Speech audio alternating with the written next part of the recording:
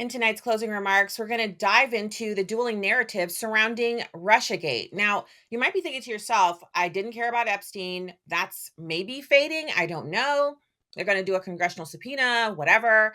Then you also have this sudden discussion about the Russians, whether they hacked the election or not, and what kind of investigations were launched into then candidate Trump and then President elect Trump, and what briefings he was allowed to access. Well, it turns out there's been a lot. We shared much with you here in the show today, but I want you to see this montage of just how much the Democrats relied on delegitimizing President Trump's candidacy and presidency during the first election that he won in 2016, all the way through to when he left office, and how they used the Russiagate narrative to accomplish that aim. Russia hacking the election to elect Trump is the end of our democracy. Votes were definitely affected.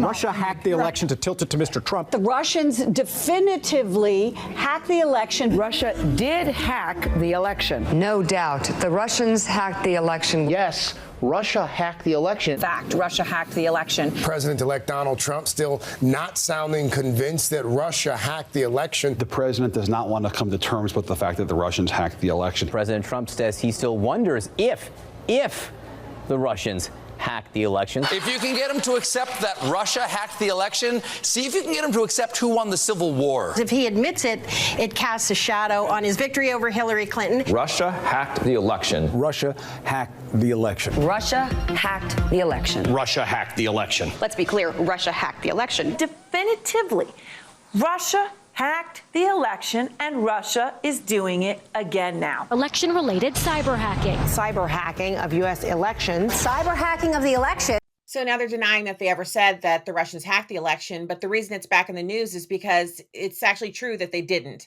and that President Obama got a presidential daily briefing that showed and proved that they didn't.